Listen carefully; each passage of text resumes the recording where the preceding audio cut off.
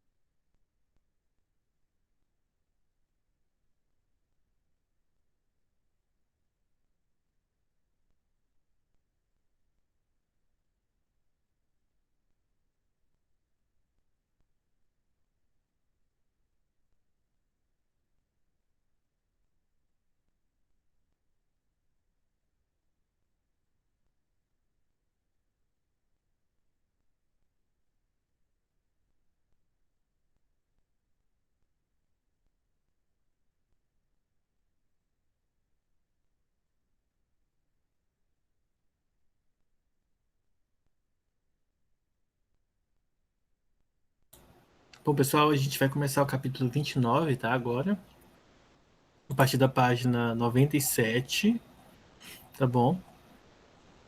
Nós vamos fazer alguns estudos aqui sobre a, a radiação de um corpo, sobre a quantização da energia, sobre o estudo basicamente da radiação. É uma boa área, por exemplo, de se seguir na carreira no futuro, tá? Vamos só aguardar se mais pessoas vão entrar na aula e aí a gente inicia, tá?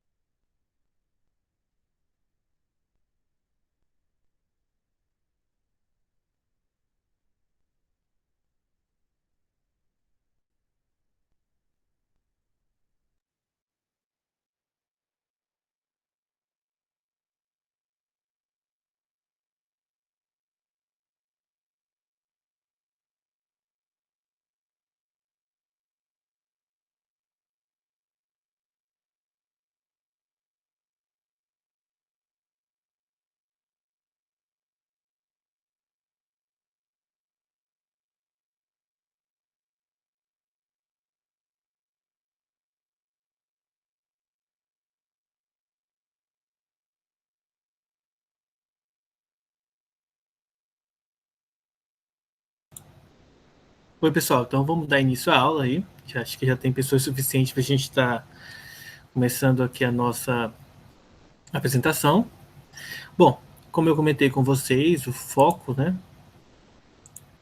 O foco de nós estudarmos agora vai ser o capítulo 29. Vamos falar sobre a quantização da energia, a estrutura do átomo e a radioatividade, tá? Vamos tentar dar um enfoque teórico aqui, porque para o nível médio, essa é a melhor, digamos assim, é o que a gente tem para abordar, tá? Claro que vai ter algumas formulazinhas para a gente estar utilizando aí nas resoluções de alguns exercícios em particulares, tá? Mas vamos lá, vamos começar sem muita enrolação aqui.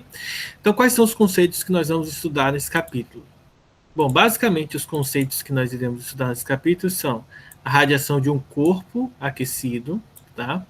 A quantidade de energia, o efeito fotoelétrico, a teoria quântica da luz, a teoria atômica, o decaimento radioativo, a meia-vida, a fissão nuclear e a fissão nuclear e a fusão nuclear, tá?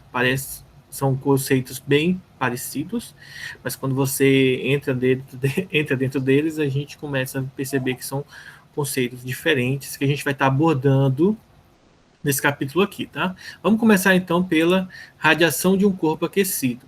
Então, resumidamente, nós temos o seguinte: ó, a emissão de energia por corpos aquecidos, em vez de ser contínua, é emitida de forma intermitente, em pequenos pacotes de energia, denominados quantos de luz, calculados pela seguinte relação: E igual a H vezes F, tá? A gente vou estar explicando para vocês aí de forma mais simples, tá? Vamos lá. Vamos começar pelo seguinte. Imagina esse desenho aqui. Vou pegar esse desenho aqui. Esse desenho, tá? Essas informações que eu vou capturando e vou colocando aqui na tela são informações da nossa apostila. Então, vocês podem acompanhar a partir da página 97. Essa aqui em questão da página 98, tá? Então, olha só. A energia que a gente recebe do Sol atravessa todo o espaço até atingir a superfície da Terra e tocar na gente, por exemplo, tá? Sua transmissão não se dá nem por condução, nem por convecção, que vocês estudaram no passado, no segundo ano de física, tá? Então a gente aprende que existem 3 mecanismos básicos de emissão de calor, ou de transferência de calor, que é a condução, a convecção e a radiação. Nesse caso, a energia solar, o calor que nós recebemos, sentimos que vem do Sol, essa energia era transmitida pela energia radiante, tá? Como vocês podem ver aqui, ó. Então aqui nós temos três exemplos aqui: as ondas de rádio, as infravermelhas e as ondas luminosas, tá? Elas, tá? Apresenta-se sob a forma de ondas eletromagnéticas, como as ondas que vêm do Sol, tá, gente? Elas se apresentam como ondas eletromagnéticas, bem como as ondas de rádio, bem como as ondas de calor que saem, por exemplo, de um forno, e as ondas luminosas que saem da lâmpada da nossa casa, tá? Bom, todas as substâncias cuja temperatura esteja acima do zero absoluto emitem energia radiante numa grande variedade de frequências e correspondentes comprimentos de onda. Você está emitindo energia continuamente. Então, por menor que seja, todos nós emitimos radiação, tá? E aí a gente vai ver que existem graus de radiações que são maléficas e outras que não terão aí um efeito, tá? Como se pode imaginar, um efeito de fazer alguma mutação no corpo de alguém, por exemplo. Até porque se isso acontecesse, toda hora a gente estaria emitindo radiação para outras pessoas, transformando células das pessoas em células, por exemplo, cancerígenas. Mas vamos continuar aqui. Bom, corpos em altas temperaturas, como o Sol, emitem ondas de alta e baixas frequências que correspondem, respectivamente, a pequeno e grande comprimento de onda, tá? A radiação infravermelha se enquadra nas ondas de baixa frequência e grande comprimento de onda, que elas são inversamente proporcionais, como vocês estudaram ano passado, na equação fundamental da ondulatória, tá? Vejam o seguinte: a velocidade de uma onda, ela permanece constante, e aí o que modifica aqui é o comprimento de onda e a frequência. Dessa forma aqui, a gente não consegue visualizar. Mas imagina o seguinte, se a gente isolar a frequência, vocês vão ter que a frequência vai ser a velocidade sobre o comprimento de onda, e nós vamos perceber então que a frequência é inversamente proporcional ao comprimento de onda, tá? Comprimento de onda é a distância de uma crista a outra numa onda.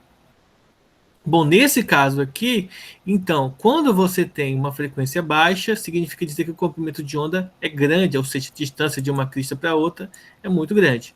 E quando você tem frequências altas, esse comprimento de onda passa a ser mais próximo, né, um do outro aqui. As cristas passam a ser mais próximas. Essas ondas, quando absorvidas pela nossa pele, nos dão uma sensação de calor. Por essa razão que a gente chama ela de radiação térmica. Fontes que nos transmitem essa sensação, como um ferro em brasa, uma lâmpada, um carvão queimando, uma churrasqueira emite luz visível, além de radiação infravermelha. Tá? Tem um experimento na internet, deixa eu ver se eu encontro ele aqui. Aí eu vou mostrar para vocês aí esse experimento, tá?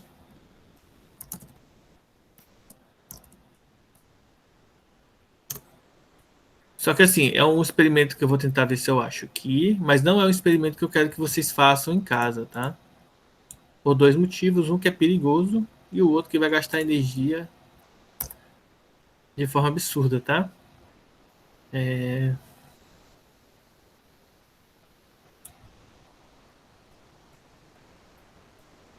eu ver se eu tenho aqui. Bom, eu vou fazer o seguinte, eu vou deixar no Classroom depois o link para vocês assistirem, que é melhor.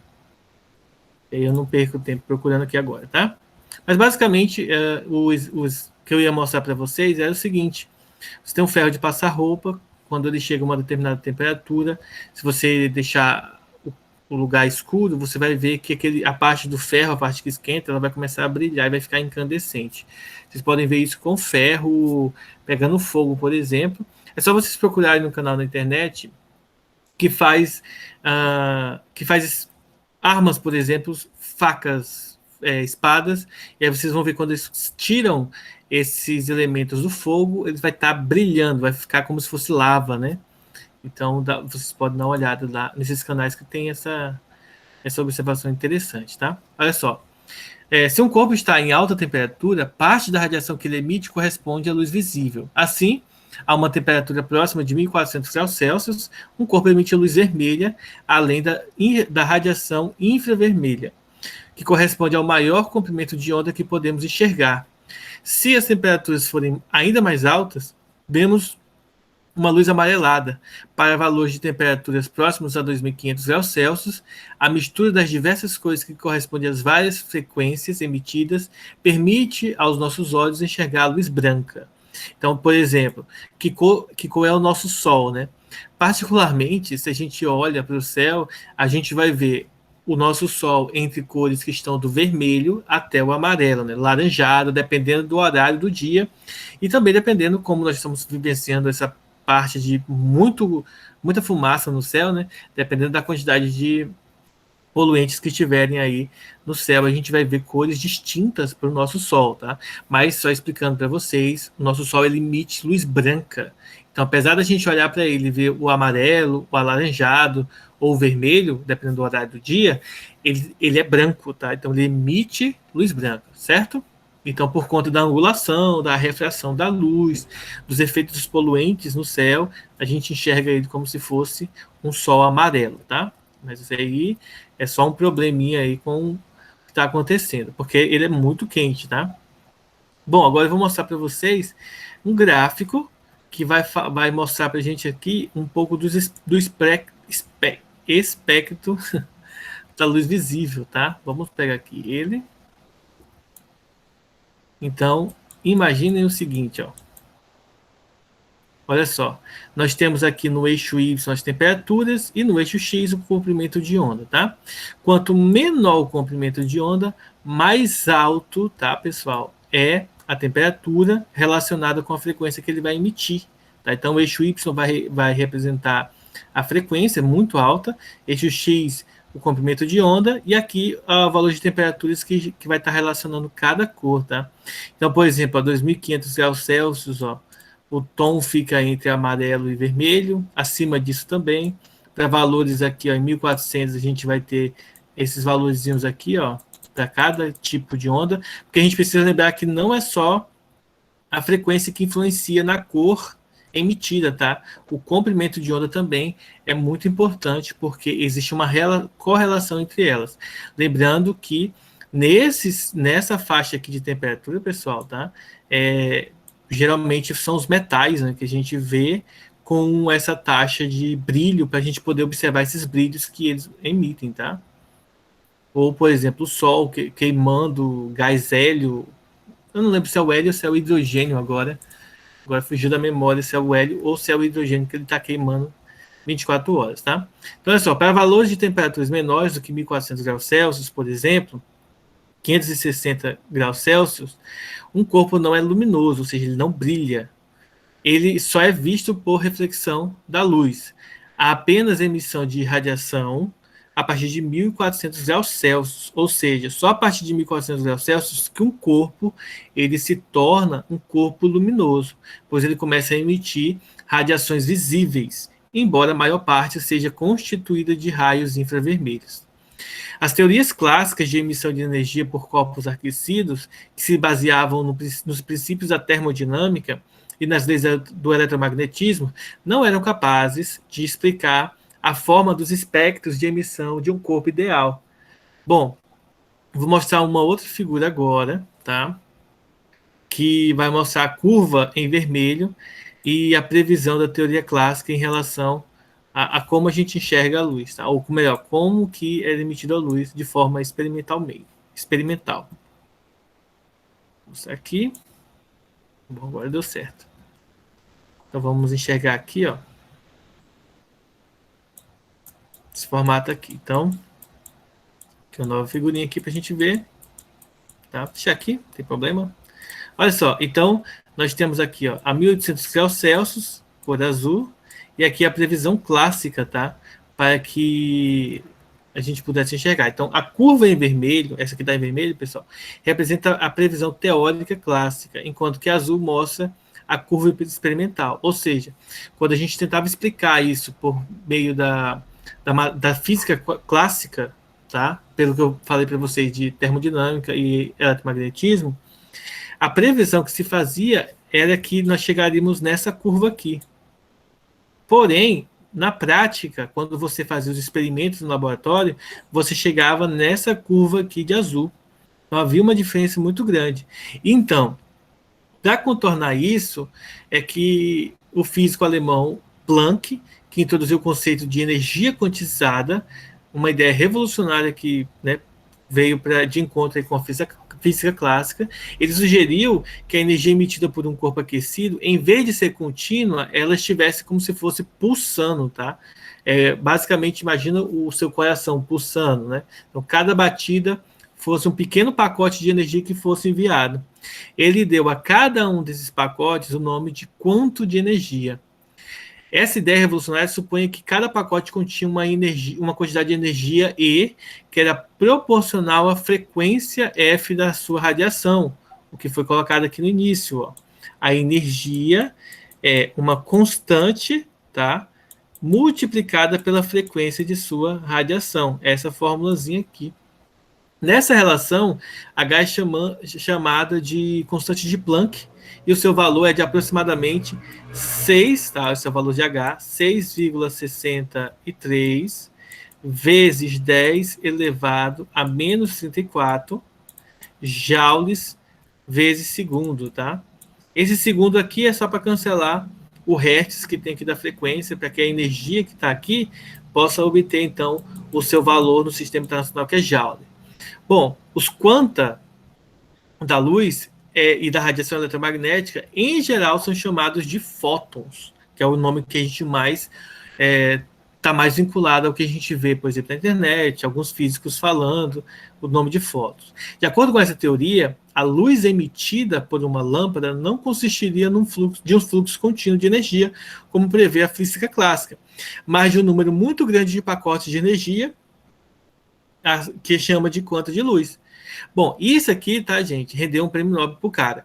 Mas o interessante é o seguinte: se você conseguir pegar um celular bom, né? Não sei se vocês têm, provavelmente vocês devem ter, e conseguir colocar ele em câmera lenta e filmar uma lâmpada, dependendo de como é a configuração dessa câmera lenta, você consegue perceber a luz vibrando. E isso ocorre por causa desses quantos de luz. Então a lâmpada, tá? Na luz vai ficar como se estivesse pulsando, então, várias e várias vezes assim pulsando na sua frente. Então vocês poderiam fazer um teste depois na casa de vocês e verificar se vocês conseguem essa proeza de filmar em câmera lenta aí e verificar que a lâmpada da nossa casa está pulsando, né?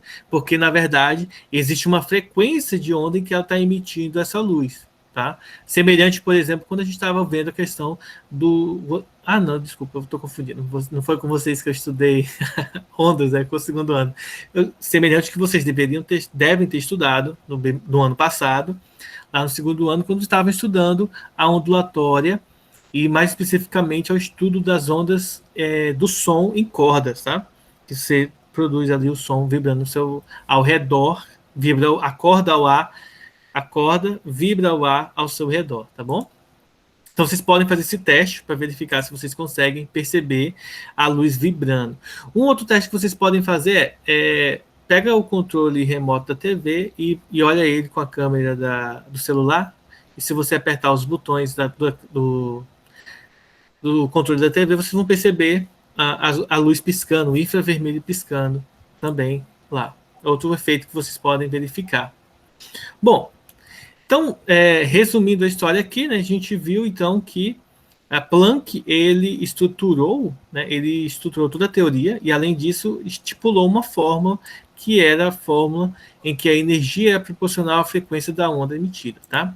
Então, o próximo passo seria a gente estudar então o efeito fotoelétrico. Tá? Então, deixa eu pegar aqui o resuminho dele.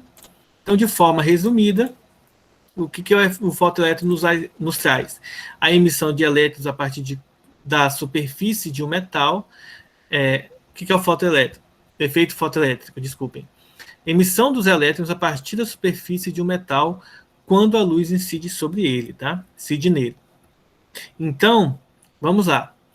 Em nossa experiência diária, no dia a dia, sabemos distinguir o que é uma partícula ou uma onda. A física clássica, que espelha a realidade física que observamos, trata partícula e onda como elementos distintos dessa realidade. A mecânica de partículas e a óptica de ondas são consideradas duas disciplinas tradicionalmente independentes. Por isso que a gente estuda a mecânica lá no primeiro ano. A gente faz toda aquela abordagem da mecânica, trabalhamos com velocidade, aceleração, distância, tempo, força, que mais? Quantidade de movimento, momento de uma força, enfim, eu poderia estar aqui passar horas e horas falando sobre todos os conceitos, né, de mecânica. E a óptica vem depois do segundo ano do ensino médio, depende do livro também, tá? Claro.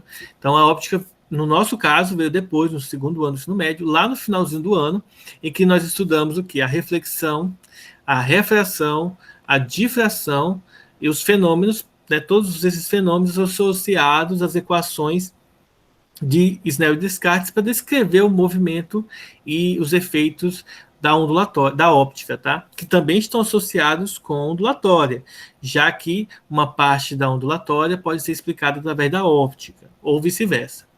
Bom, todavia, a realidade que percebemos emerge de fenômenos que ocorrem no mundo microscópico das moléculas, dos átomos, dos núcleos ou dos elétrons.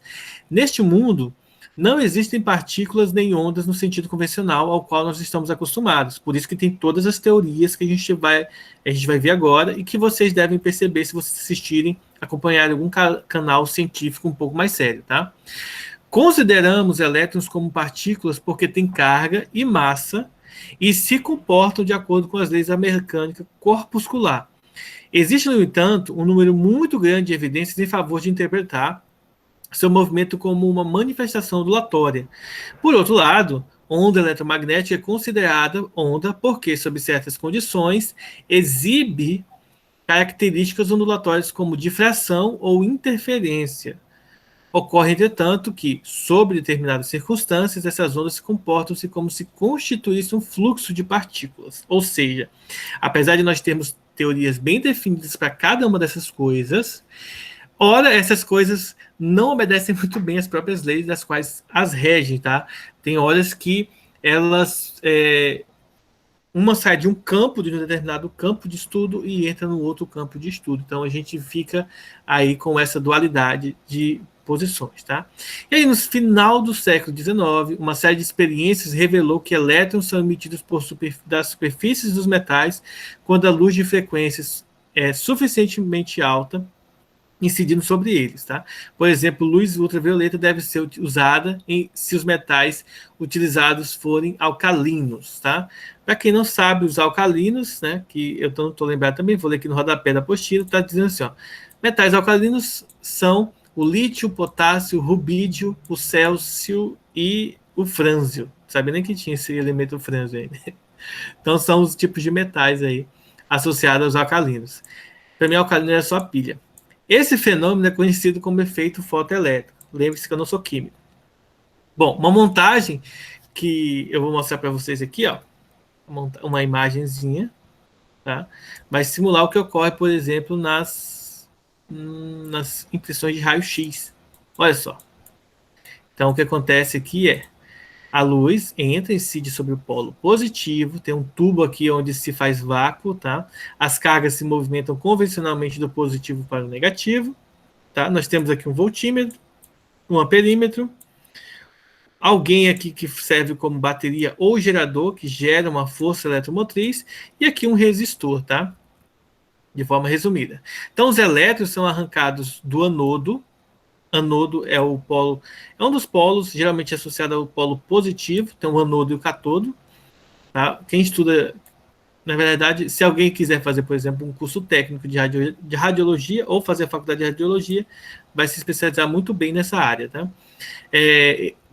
A luz vai bater no anodo, vai arrancar esses elétrons, tá? E esses elétrons que estão aqui vão conseguir atravessar aí toda a estrutura até, né, chegar na parte positiva, na polaridade negativa, tá? A existência do efeito fotoelétrico não deveria causar surpresa, porque, né, afinal, ondas luminosas transportam energia. Parte dessa energia seria então absorvida pelo metal, fazendo o elétron oscilar, tá? Ele vai oscilar com amplitudes cada vez maiores até se libertar de sua superfície. Então, a luz funciona como algo que vai arrancar o elétron daquela superfície. A energia adquirida pelo elétron reapareceria sob forma de energia cinética, ou seja, movimento. Tá? E aí ele se deslocaria em direção ao catodo. Isso porque, como a gente bem sabe, as partículas positivas, tá? Elas tendem a se encontrar com as partículas negativas. Então, existe aqui esse certo fluxo. Então, é isso que vai acontecer. Um dos fatos que confundiria os seus descobridores foi o tempo de emissão dos elétrons, denominados fotoelétrons. Dentro dos limites experimentais, em torno de 3 vezes 10 elevado a menos 9 segundos, então é um tempo muito pequeno, foi detectado entre a incidência da luz e a emissão das partículas. Então, assim, a gente pode concluir que o intervalo é muito pequeno. Então, se não tiver uma atenção muito grande, os experimentos não forem bem feitos, a gente não consegue perceber essa emissão aí dos elétrons, tá? Essas observações não podem ser compreendidas com base na teoria eletromagnética da luz. Considere, por exemplo, luz violeta incidindo em uma superfície de sódio na montagem da figura anterior, que é essa figurinha aqui, ó. Cálculos cuidadosos mostram que o elétron gastaria, de acordo com uma visão ondulatória clássica, quase 1 ano para acumular a energia necessária para liberar os elétrons aqui do metal, tá? Com base em uma análise cuidadosa do efeito fotoelétrico, chegou-se à conclusão diferente, tá? Primeiro, o tempo entre a incidência da luz e a injeção dos primeiros elétrons era independente da intensidade ou da frequência da luz. Então, não dependia da intensidade nem da frequência. Segundo, o efeito fotoelétrico era observado quando se usava luz violeta ou ultravioleta, porém, não ocorria em luz de cores vermelha, tá? Quando a luz vermelha era utilizada, a gente não, os teóricos não conseguiam perceber. Aí deixa eu mostrar mais um um print aqui para vocês verem, tá? Esse print aqui é só para a gente dar ênfase aqui a essa questão da emissão da luz. Então, luz de baixa frequência não ejeta os elétrons, enquanto que luz de altas frequências ejeta os elétrons, tá? Bom, provavelmente vocês devem ter estudado no passado aí a incidência das luzes, tá? Terceira observação é o seguinte: o número de elétrons ejetados da superfície do metal em um intervalo de tempo era proporcional à intensidade da luz incidente. Quanto mais intensa fosse a luz, mais elétrons se soltavam e, consequentemente, com a mesma energia cinética cada um deles. O efeito fotoelétrico depende muito da intensidade da luz emitida, tá? E a quarta observação foi a seguinte: a energia máxima com que os fotoelétrons eram emitidos era independente da intensidade da luz, porém, suspeitava-se de que essa energia dependia da frequência da luz incidente, tá? Então, basicamente, a gente teve essas observações aí. Vou mostrar um gráfico para vocês, para a gente, e depois eu vou mostrar uma fórmulazinha aqui com um textinho só para a gente dar uma olhada antes de passar para a próxima parte do nosso estudo, tá? Então, esse aqui ainda continua do efeito fotoelétron, mas aqui nós temos um gráfico aqui, tá? Esse gráfico aqui, ele é um gráfico que mostra de forma experimental, né, os resultados obtidos de forma experimental, a energia máxima em relação à frequência, tá? Então, existe aqui uma frequência inicial. Então, a partir dessa frequência, os elétrons são arrancados. E quanto mais a frequência aumenta, mais energia é adquirida aí, tá? Então, mais elétrons são arrancados do metal. Uma outra coisa que eu quero mostrar para vocês é o seguinte, que, né, usando um pouco de matemática, tá, e conceitos físicos, a gente consegue verificar a relação entre essas duas grandezas aqui, ou seja, que a energia máxima ela é igual à constante de Planck vezes a frequência, F, menos a constante de Planck vezes a frequência inicial. Nessa expressão, esse carinha aqui é o valor da frequência limiar, ou seja, a frequência a qual, a partir daquele momento, os elétrons são arrancados, e antes dela não tem nenhum arrancamento de elétrons, tá? E H é a constante de Planck, como eu havia mencionado para vocês, tá? Com esse valorzinho aqui, obtido também de forma experimental, tá? A frequência no limiar, essa frequência F0 que depende do metal que está sendo iluminado. Então, a característica do metal ela é importante e vai influenciar nos resultados obtidos. Depois disso, né, depois de entender que existem essas situações, a gente precisa entender um pouco sobre a teoria quântica da luz, tá? Então, vamos lá para a teoria da quântica da luz. Mas antes disso, deixa eu só mostrar uma tabelinha aqui para vocês. Essa tabelinha aqui é sobre a formulazinha para o cálculo da energia máxima, tá? Energia máxima dos elétrons. Aqui, HF, energia de cada quantum de luz incidente. E aqui, energia mínima necessária para arrancar os fotoelétrons, que depende exclusivamente do material, do metal, né? Vamos ser mais específico, do metal que está sendo utilizado aí para a realização do experimento, tá? Agora sim, vamos lá. Teoria quântica. Bom, e o que nos diz a teoria quântica da luz? Descreve o mundo microscópico, tá? Quem assistiu Vingadores já sabe o que vai acontecer, né? Bom, então ele descreve o mundo microscópico, no qual muitas grandezas são quantizadas e onde os corpos pequenos de luz, os fótons e as partículas de matéria, como elétrons, exibem propriedades tanto ondulatórias como corpusculares, dualidade onda-partícula, ou seja, tanto esses efeitos, tá? Essas coisas, vamos colocar assim que nós estudamos, elas, ora, né, a gente observa efeitos ondulatórios, ora observamos efeitos da mecânica clássica nele, tá? E aí, por conta dessa dualidade, vai existir, então, uma nova teoria, que é a teoria quântica da luz, tá? Proposta por Einstein, tá? Onde, em 1905, Einstein concluiu que o paradoxo do efeito fotoelétrico poderia ser explicado caso a teoria proposta 5 anos antes por Planck A energia emitida por corpos aquecidos emerge desses corpos com pequenos pacotes, cada um com a energia dada por E igual a constante vezes F, fosse levado em consideração.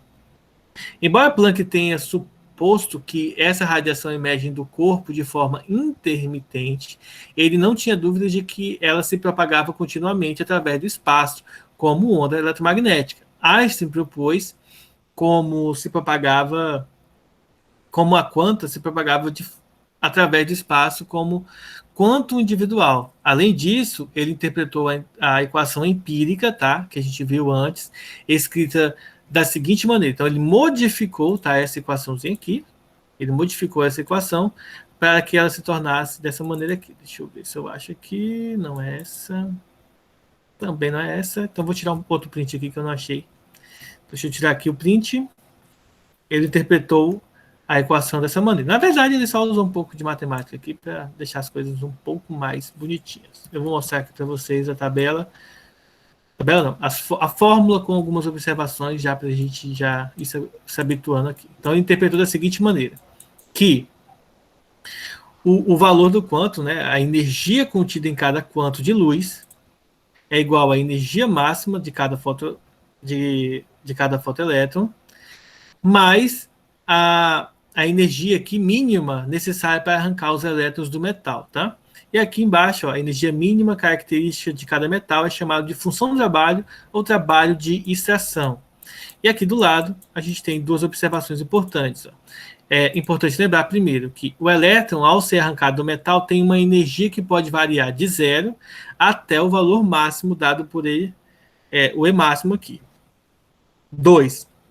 O valor que é necessário para arrancar os elétrons, que se encontra logo abaixo da superfície do metal, um trabalho maior é requerido quando o elétron se origina nas camadas mais internas do metal. Ou seja, quanto mais profundo tiver o elétron, maior vai ser a energia necessária para arrancar esse elétron. Tá? É algo bem intuitivo por enquanto, tá?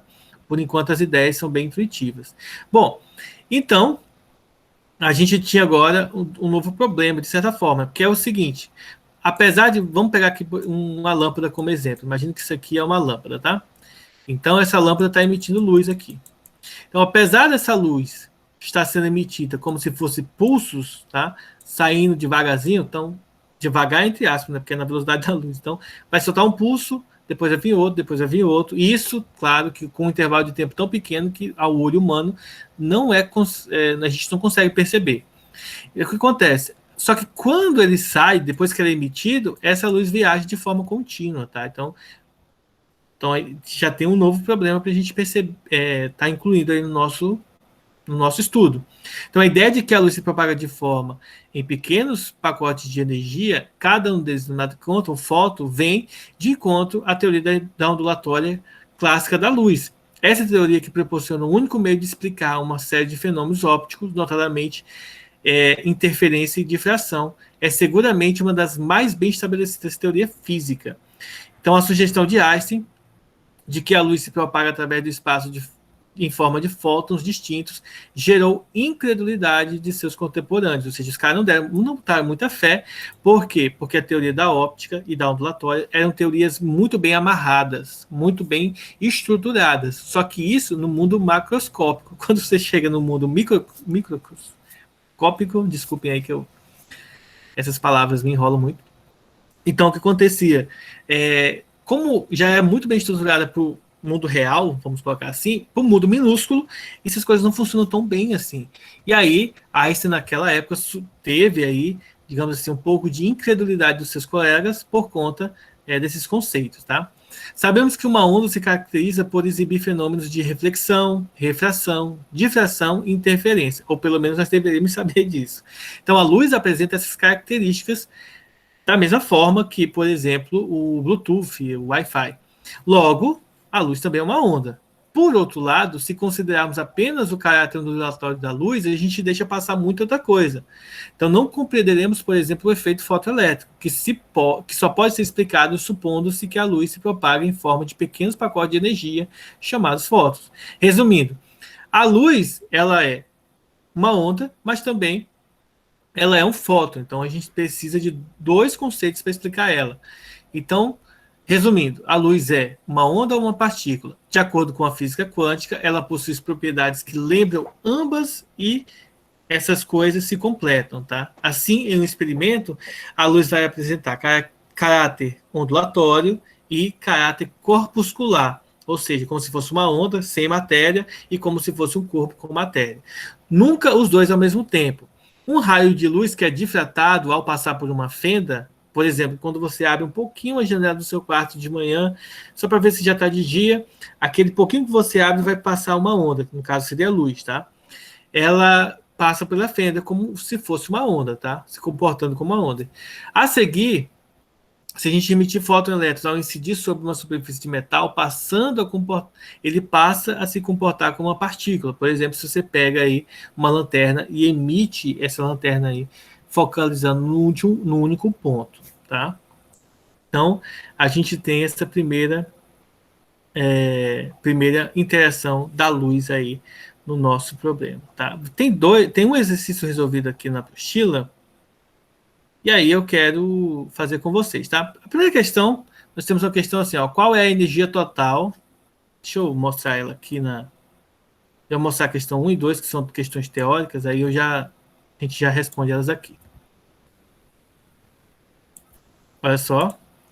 Então nós temos essas duas perguntas aqui, básicas, ó. Qual é a energia total contida no feixe de luz monocromático que só tem uma cor, tá? Constituído de N fótons de mesma frequência.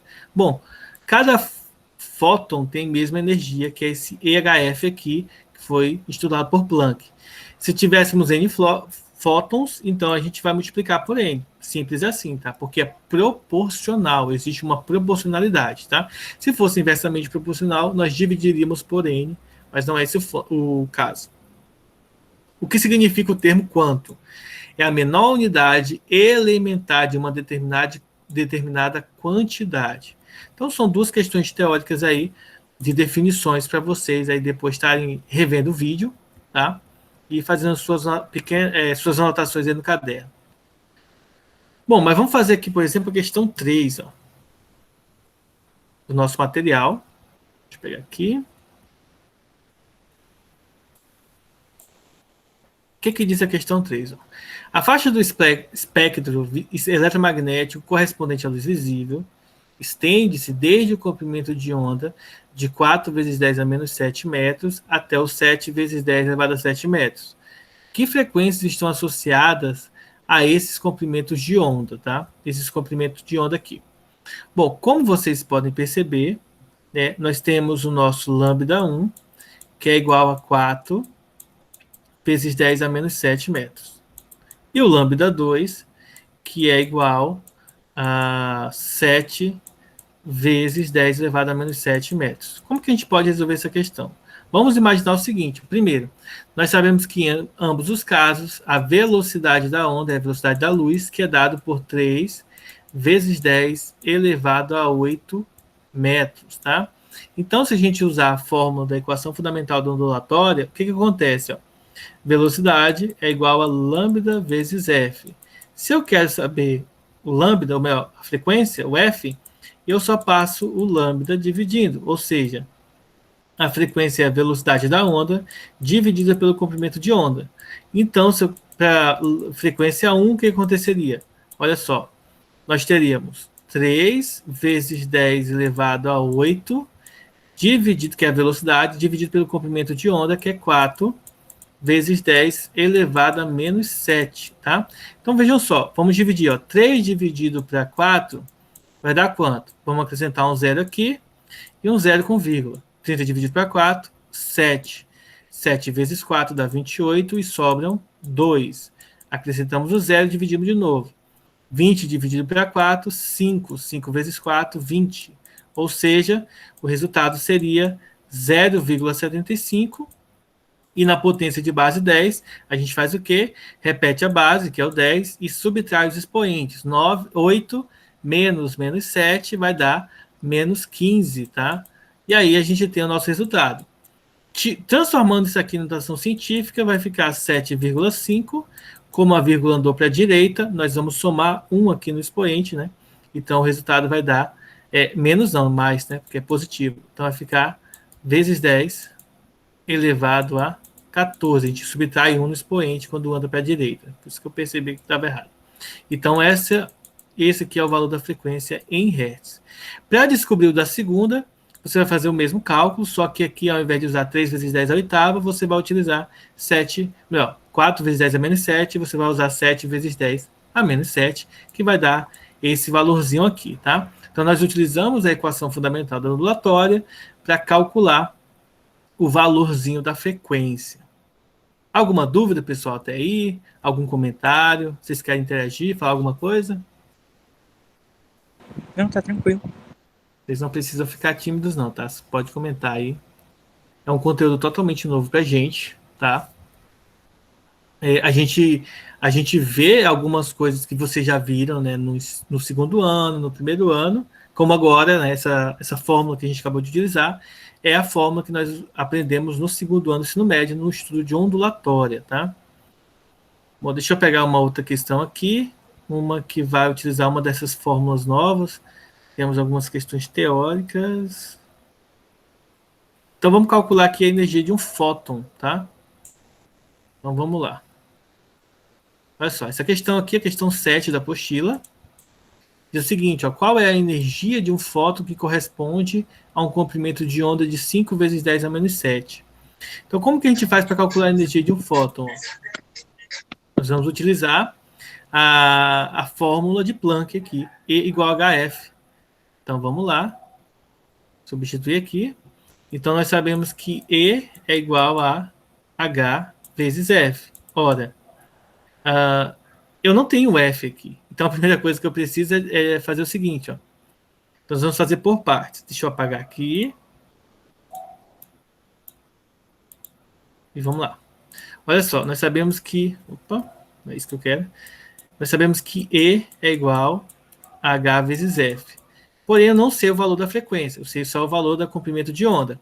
Então, em vez de utilizar o F, eu vou utilizar o seguinte.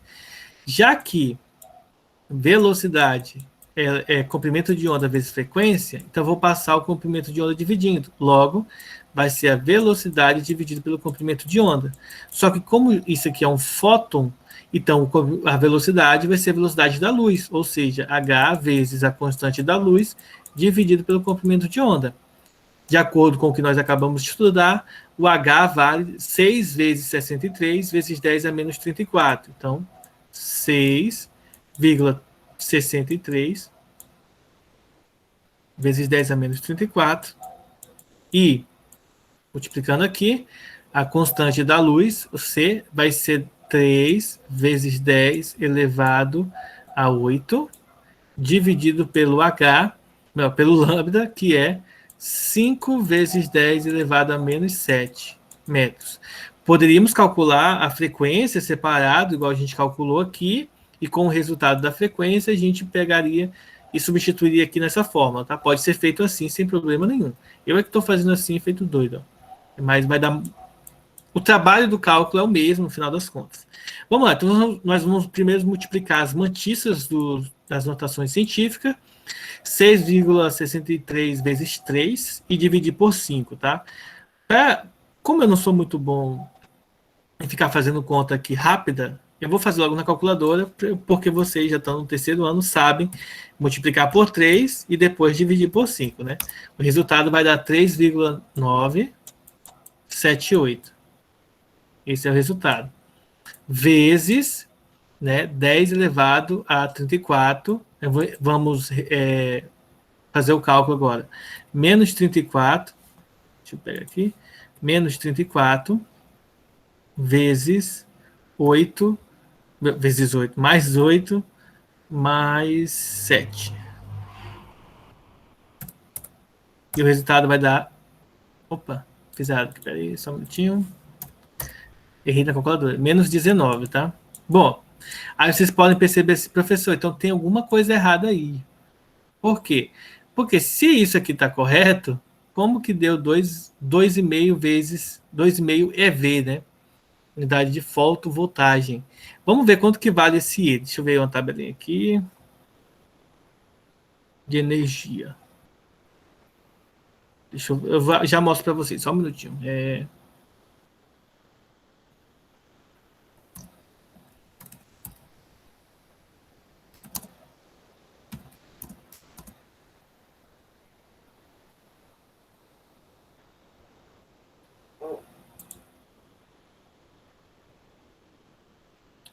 Calma aí, tá, gente? Eu vou pegar, tô tentando encontrar uma imagem boa aqui para estar mostrando para vocês aí a tabelinha aqui.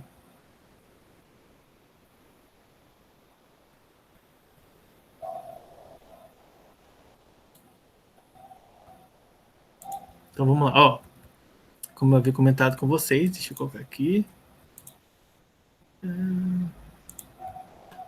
Eu vou colocar aqui numa imagem nova aqui para ficar mais bonitinho aqui. Olha só.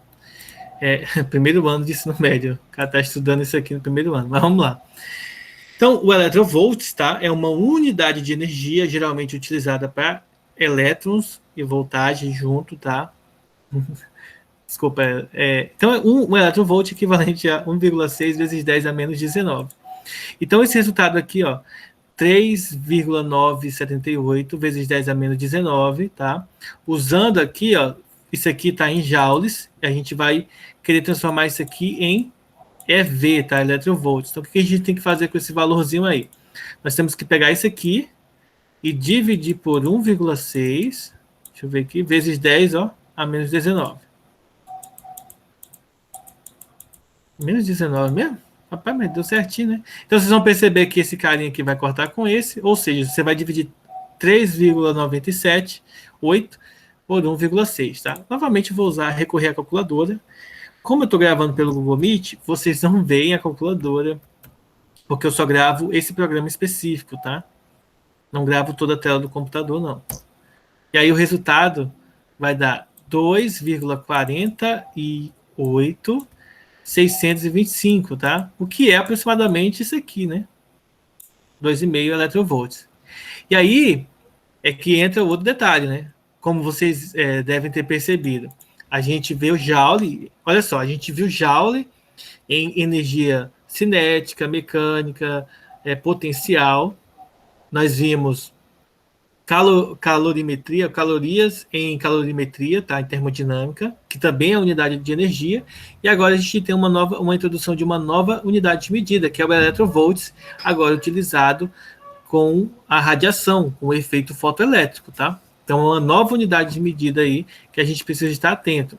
Eu vou pegar essa imagem aqui e eu vou estar mandando para vocês aqui dessa unidade de medida no grupo do WhatsApp. Eu vou deixar no Classroom, tá? Me lembrem, caso eu esqueça, para vocês verem aqui essa imagem aqui para verificar os valores, tá?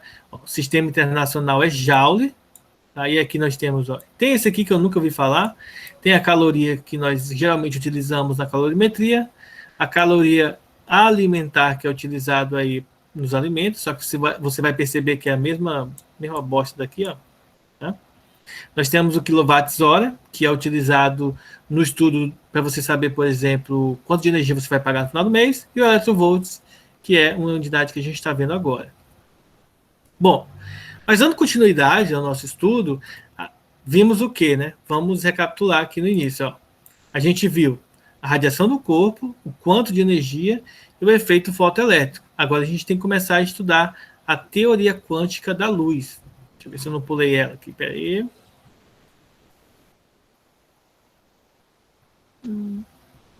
Não, a gente já viu a teoria quântica da luz, agora é a teoria atômica. Aqui. Então, vamos pôr um limpo aqui. Vamos lá. Então, resumindo a teoria atômica. Modelo de Thomson, a gente vai ver as imagens aqui, a explicação já já. E o modelo de Rutherford, núcleo atômico compacto no centro do átomo e os elétrons ao redor do núcleo, como se fosse as órbitas dos planetas, tá? E aí nós temos uma formulazinha que é E igual a menos K0, constante eletrostática, vezes E ao quadrado dividido por 2R, tá? Vamos chegar lá, passo a passo aqui. A gente tem até 3h30, né, para a nossa aula, então acho que dá tempo da gente ver essa parte ainda. Como eu comentei com vocês, esse capítulo eu quero terminar ele rápido para a gente poder entrar no revisional e trabalhar só exercícios com vocês até o final do ano, até a gente encerrar nossas aulas, tá?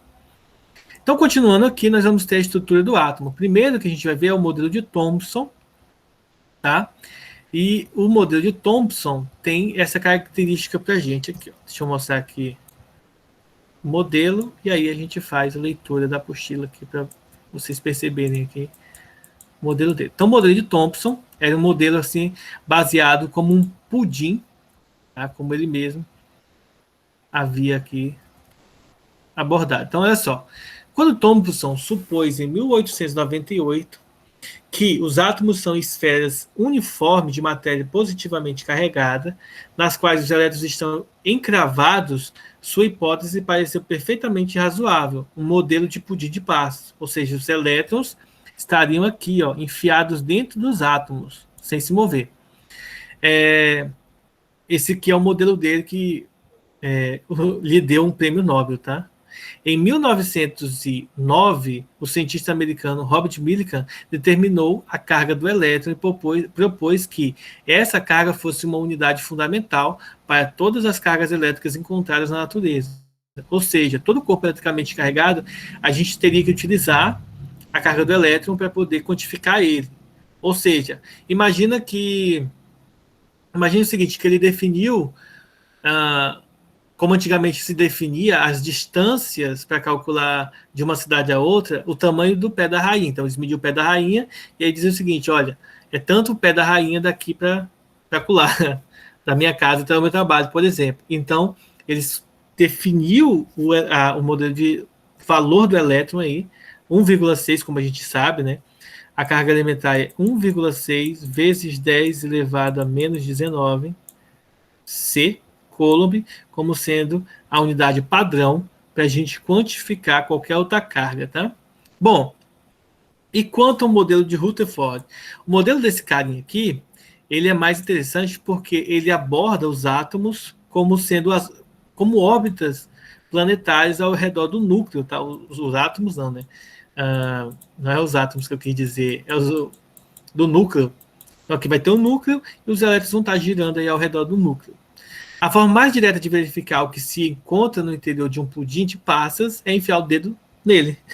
Uma técnica não muito diferente da usada por Jayce e Madsen para descobrir o que estava dentro de um átomo. Na experiência realizada em 1911, por sugestão de Rutherford, um físico da Nova Zelândia e naturalizado inglês, eles empregaram como sonda partículas alfa muito rápidas emitidas espontaneamente por certos materiais radioativos. Partículas alfa são átomos de hélio que perderam 2 elétrons, deixando-os com uma carga de mais 2e, que é esse 2, o ezinho que aparece aqui, tá? Mais 2e. Esses carinhas colocaram um pedaço de material radioativo atrás de um anteparo de chumbo, provido de um orifício, de maneira a produzir um feixe fino de partículas alfa que é direcionada para uma folha de ouro muito fina. Eu vou mostrar a imagem do experimento aqui, tá? Pelo menos o esquema dele. E aí é como se criasse um flash aí bem pequenininho e visível para as partículas alfa se chocarem nele, tá? Deixa eu mostrar aqui, que aí eu explico no desenho como que funcionava. Basicamente, funcionou da seguinte maneira. Eles tinham um emissor de luz, de partículas alfa, vai ter uma placa de ouro aqui, e um orifício por onde vai estar passando aqui as partículas, tá? Aqui vai ter um orifício bem pequeno para que isso fique centralizado. E aqui ao redor tem placa de sulfeto de zinco para poder proteger, tá? Tanto o chumbo quanto o zinco aqui ao lado. Bom, desse experimento, tivemos 3 observações importantes. A maioria das partículas alfas incidentes atravessavam a folha sem desvio nenhum, então não havia desvio quando atravessava o ouro. Algumas eram espalhadas através de ângulos muito grandes, ou seja, como vocês podem ver aqui, ó, batia aqui, refletia para cá, atravessava e sofria essas angulações. Umas poucas eram espalhadas ao contrário, que era esse caso aqui, ó, de reflexão, tá, dos elétrons. Para explicar o resultado obtido, Rutherford e seus colaboradores imaginaram um átomo composto de um minúsculo núcleo no qual se concentrava uma carga positiva e aproximadamente toda a sua massa, com seus elétrons, que são as cargas negativas, rodeando seu núcleo. Ou seja, ele supôs que acontecia isso aqui. Então, quando o átomo jogava, os elétrons que estavam mais concentrados aqui no centro tendiam a passar direto. Os que estavam um pouco mais distantes do elétron sofria as interações aqui, sofrendo essas angulações aqui por trás, mas os que estavam muito longe do núcleo sofriam uma reflexão. Então, basicamente, isso que estava acontecendo, tá?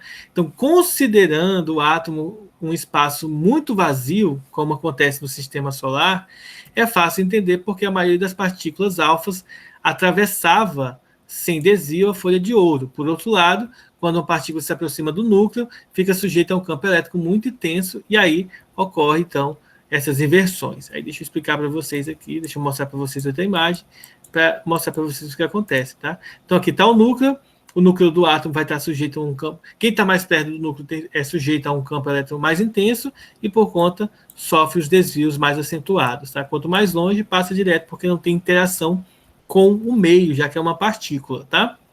A experiência e outros trabalhos similares posteriores forneceram muitas informações sobre o núcleo dos átomos que compunham as várias folhas-alvo.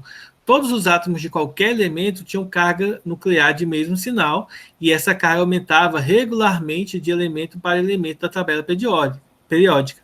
As cargas nucleares eram sempre múltiplas da carga fundamental, o Ezinho, como a gente conhece lá do início do ano, prevista por Millikan em 1909. O número de unidades de cargas positivas de um elemento é hoje chamado de número atômico desse elemento. Como os prótons, cada um com carga mais E, são responsáveis pela carga do núcleo, o número atômico de um elemento é igual ao número de prótons do núcleo dessa substância. Então, se tem 10 prótons, vai ser 10 vezes a carga elementar. Bom, e em relação à órbita dos elétrons, né? Deixa eu ver aqui se tem alguma outra imagem. Em relação às cargas elétricas dos elétrons, tá? Rutherford imaginava que seriam os átomos das diversas substâncias que causariam os efeitos. Tá? O núcleo, a parte positiva e de dimensões mínimas, estaria rodeado pelos elétrons de carga negativa e conteria praticamente toda a massa do átomo. A teoria dele, no entanto, falhava num ponto. Os elétrons eram considerados estacionários no espaço, fato que não se justificava, pois, de acordo com a lei de Coulomb, eles seriam atraídos pelo núcleo e o átomo entraria em colapso. A solução encontrada pelos físicos da época foi supor que esses elétrons giravam em torno do núcleo de forma semelhante aos planetas, e que sendo assim, isso seria possível. Tá? Na figura que eu vou mostrar agora para vocês, a gente vai perceber mais ou menos como eles argumentavam essa ideia. Tá? Então, olha só. Olhem. É ruim quando eu tento tirar print aqui, o trem não sai. Então, ficaria mais ou menos assim. Ó. O núcleo e os elétrons rodeando aqui o núcleo, tá? Fazendo aqui voltas, órbitas, e por conta dessas órbitas, a força centrípeta, centrífuga, não deixariam com que os elétrons se aproximassem do núcleo, causando assim, então, um estrago muito maior. Bom, no caso dos planetas girando em torno do Sol, o que explica isso é a força gravitacional que fornece força centrípeta necessária para se obter uma órbita estável, tá? E não entrar em colapso. Na situação dos átomos, a força centrípeta é fornecida pela força elétrica, que nós estudamos no início do ano, entre os prótons do núcleo e cada elétron orbital. Considerando, então, um átomo neutro de hidrogênio composto de um par de próton e elétron, átomo neutro, significa dizer que a mesma quantidade de elétrons é de carga de prótons e, consequentemente, ele está eletricamente neutro. Tá? Não significa que ele está descarregado, é que ele está neutro. Então, a força centrípeta... Tá, deixa eu fazer o cálculozinho aqui com vocês, né? Vou mostrar para vocês. Então, significa dizer que a força centrípeta ela vai ser igual à força elétrica. E quem que é a força centrípeta? No caso da força centrípeta, lembre-se, ela é massa vezes a aceleração centrípeta. Porém, em vez de aceleração centrípeta, já que geralmente nós utilizamos a velocidade, ela é descrita como sendo a velocidade dividida pelo raio. E a força elétrica, como a gente aprendeu no início do ano, ela é dada por constante eletrostática no vácuo, que em alguns livros usa o KO, né, o K0, e vezes a carga, né, Q1 vezes Q2, deixa eu colocar aqui para vocês verem, né, aqui em cima, dividido pela distância ao quadrado aqui. Essa era a fórmula da força elétrica.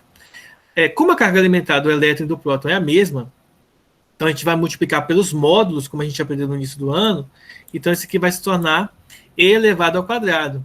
E a distância dos elétrons para o próton também é a distância do raio, só que é a distância aqui ao quadrado.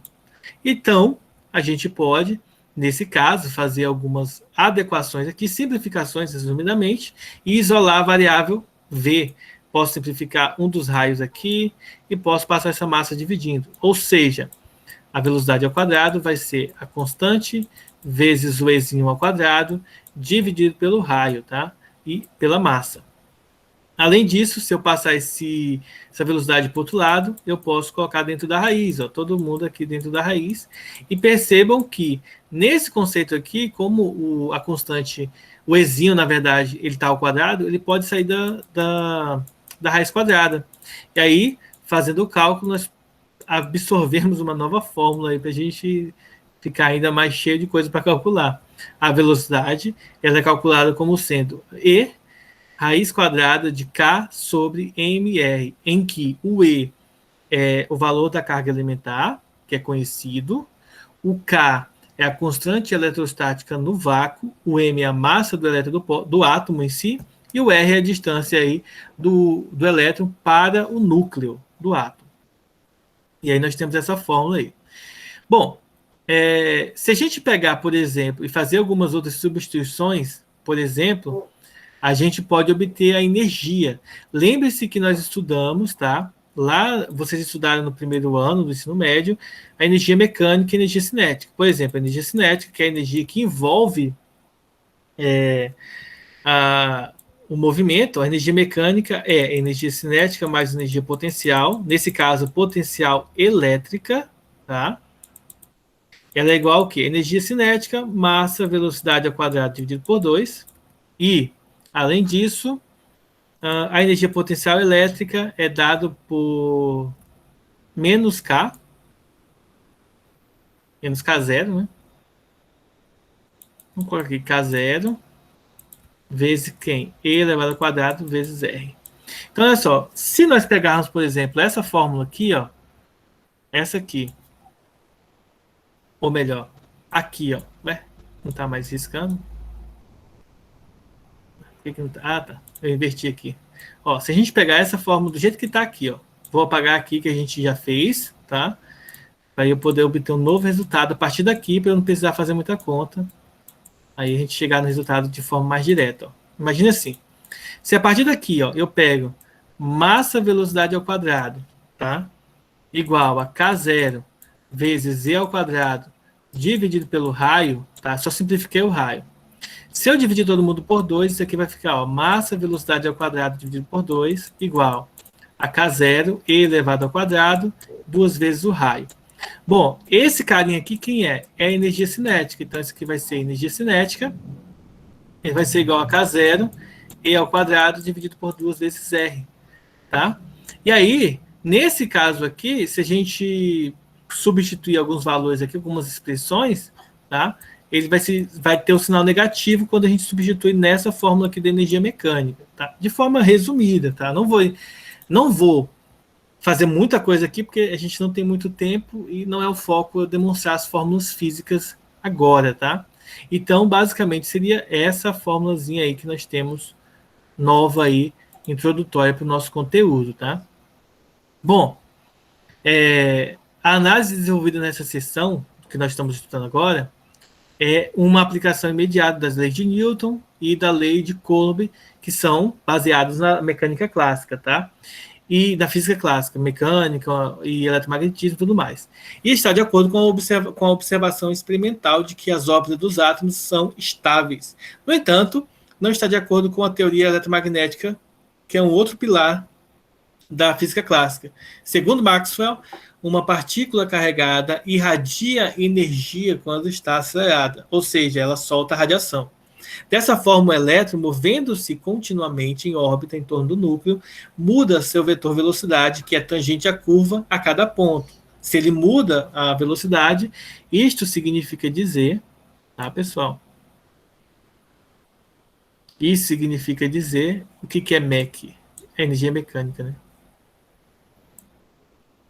Por enquanto, assim, Beatriz, as contas são fáceis de se fazer no nível médio, mas no nível superior as contas ficam bem mais complexas aqui. Tá?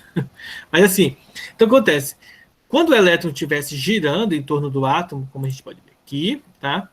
Esse vetor velocidade vai mudar em cada ponto. Por exemplo, aqui ele vai ter essa direção, aqui ele vai mudar, e toda vez que ele muda de direção, isso significa dizer que existe aceleração, no caso, aceleração centrípeta, e é como se ele estivesse produzindo, descrevendo, perdendo energia ou aumentando sua energia. Tá? Então, o elétron ele vai perdendo energia, emitindo radiação, o que faria que a cada giro que ele desse em torno do átomo, ele estaria indo para o centro do núcleo do átomo, né? Descrevendo como se fosse uma espiral. Então, ele não estaria assim, ele estaria fazendo isso aqui, ó, até chegar no núcleo do átomo aqui e explodir o mundo. Bom, é o que acontece com um satélite, por exemplo, que vai perdendo a velocidade. Tá? O motivo pelo qual a física clássica falha ao tentar explicar a estrutura do átomo se deve ao fato de ela considerar onda e partícula como sendo conceitos independentes. E aí essa física que nós estamos abordando agora vai justamente mudar esse conceito para a gente. Tá? E aí a gente vai deixar para uma próxima aula para estar abordando o próximo tema, que vai ser os espectros atômicos. Vamos aqui. Aí nós vamos ver o decaimento radioativo, a meia-vida, fissão e fusão nuclear, tá? Aí a aula que vem a gente encerra esse capítulo aqui, certo? Vou deixar 2 atividades para vocês lá no Classroom, então peço para vocês que façam, tá? Não deixe de fazer as atividades. São, como mencionados aí pela nossa colega Elaine, Beatriz, na verdade, as contas serão tranquilas, tá? Não serão difíceis, não. Vou estar encerrando aqui a gravação e, em seguida, eu vou estar